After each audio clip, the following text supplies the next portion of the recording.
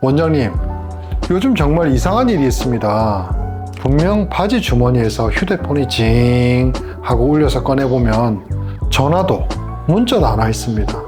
처음엔 착각인가 했는데 알고 보니 제 허벅지 근육 안에서 두두두두 하고 떨리는 거였습니다. 겉으로 보면 멀쩡한데 속에서 벌레가 기어가는 것 같기도 하고 어떨 때는 눈에 보일 정도로 살이 근육이 파르르 튑니다. 여러분, 이런 경험 혹시 있으신가요? 걷거나 서 있을 때 혹은 가만히 쉬고 있는데 허벅지 앞쪽이나 뒤쪽 근육이 제멋대로 수축하면서 툭툭 튀는 느낌. 의학적으로는 근육 섬유다발 수축이라고 부릅니다. 처음에는 그냥 운동 부족인가? 피곤해서 그런가? 하고 넘깁니다. 그런데 이게 하루 이틀이 지나고 한 달이 넘어가면 덜컥 겁이 납니다. 인터넷을 검색해보니 루게릭병 같은 무서운 병 이름이 나오고 혹시 보행에 문제가 생겨서 못 걷게 되는 건 아닌지 공포감이 밀려오죠. 결론부터 말씀드리면 너무 걱정하지 않으셔도 됩니다. 대부분은 심각한 병이 아닙니다.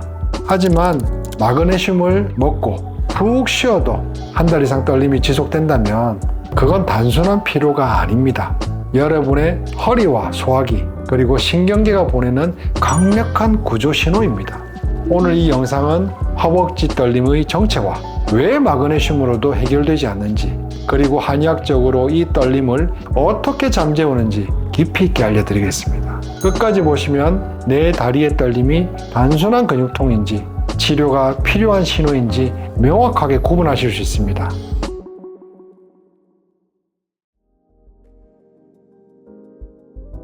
안녕하세요. 떨림 치료는 구대 한의원 양지원 원장입니다.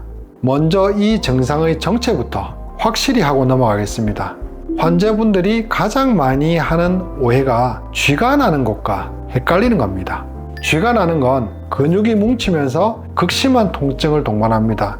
악 소리가 절로 나오죠. 하지만 오늘 말씀드릴 근육 떨림은 통증이 거의 없습니다. 대신 기분 나쁜 울렁임, 스멀거리는 느낌, 혹은 휴대폰 진동 같은 느낌이 듭니다. 이런 허벅지 떨림들은 대부분 양성 근육 연축입니다. 등산이나 달리기처럼 무리한 운동을 해서 근육에 젖산이 쌓였거나 땀을 너무 많이 흘려서 전해질이 빠져나갔을 때 생깁니다. 이런 경우는 이온음료 마시고 며칠 쉬면 씻은 듯이 사라집니다. 하지만 이럴 때는 위험하니까 주의하셔야 됩니다. 첫 번째, 떨림이 한 달 이상 지속될 때. 두 번째, 떨림과 함께 다리에 힘이 빠질 때. 계단을 오르는데 다리가 자꾸 풀리거나 평지를 걷는데 발이 걸린다면 신경계 질환을 의심해야 합니다. 세 번째, 허벅지 굵기가 눈에 띄게 가늘어질 때. 양쪽 다리 굵기를 쟀는데 한쪽이 확연히 얇아졌다면 이건 근육이 영향을 못 받고 있다는 뜻이므로 즉시 병원에 가셔야 합니다. 그렇다면 허벅지 근육이 이렇게 끈질기게 떨리는 이유는 뭘까요? 한의학에서는 이것을 단순히 근육 문제로만 보지 않습니다. 저는 이것을 은행금고 다혈 이론으로 설명합니다. 허벅지 떨림이라는 금고가 열리려면 다음 4가지 조건이 맞물려야 합니다. 첫 번째 원인, 요추신경의 압박입니다. 이게 가장 흔하면서도 중요한 원인입니다. 우리 허벅지 앞쪽의 감각과 움직임은 요추의 2번, 3번, 4번 신경이 담당합니다. 허벅지 뒤쪽은 그 아래 신경들이 담당하죠. 평소에 허리가 안 좋거나 허리 디스크, 척추근 협착증이 있는 분들은 허리에서 다리로 내려가는 신경이 눌립니다. 신경이 꽉 눌리면 다리로 가는 신호에 잡음이 생기게 되죠. 전기가 통했다 안 통했다 하면서 근육이 파르르 떨리는 오작동을 일으키는 것이죠. 원장님, 저는 허리는 하나도 안 아픈데요? 라고 하시는 분들도 계십니다. 하지만 엑스레이를 찍어보면 요추가 틀어져 있거나 골반이 비틀린 경우가 90% 이상입니다.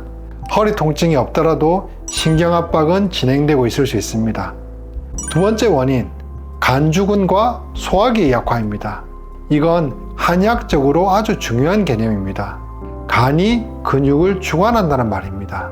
우리가 밥을 먹으면 위장에서 소화해 영양분을 만들고 간에 저장되어 있는 혈액과 영양물질이 비장의 기운을 팔다리 근육에 펌프질해 줍니다.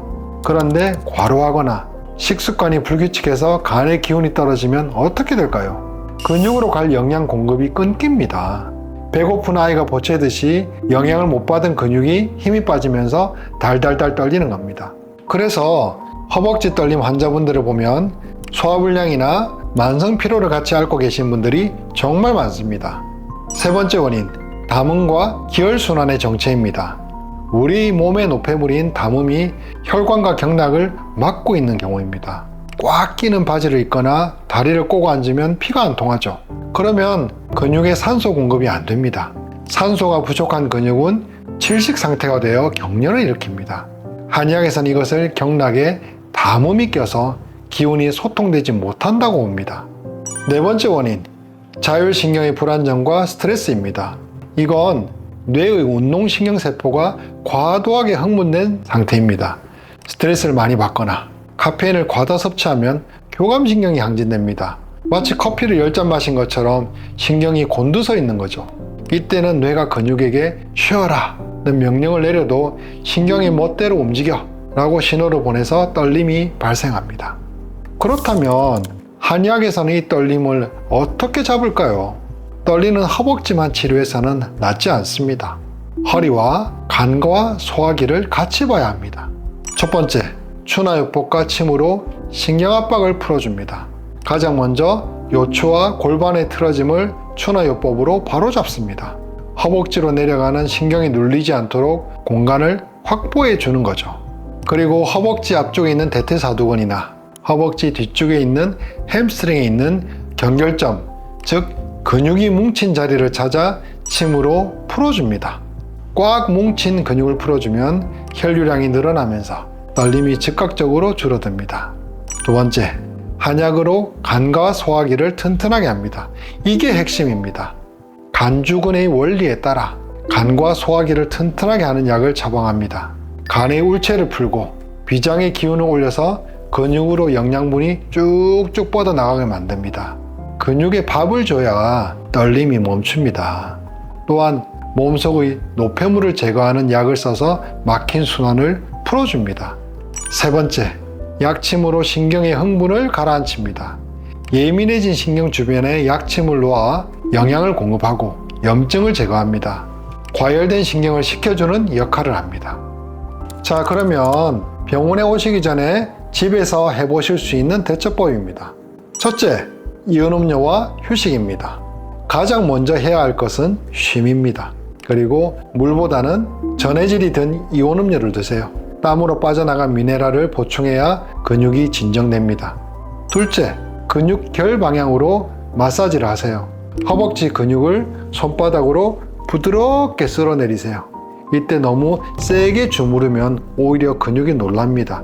부드럽게 쓰다듬듯이 근육 결 방향으로 위에서부터 아래로 쓸어내리듯이 부드럽게 마사지 하는 것이 좋습니다. 셋째, 다리 베개와 찜질입니다. 잘 때 다리 밑에 베개를 받쳐서 심장보다 높게 하세요. 다리에 고인 노폐물이 심장 쪽으로 빠져나갑니다.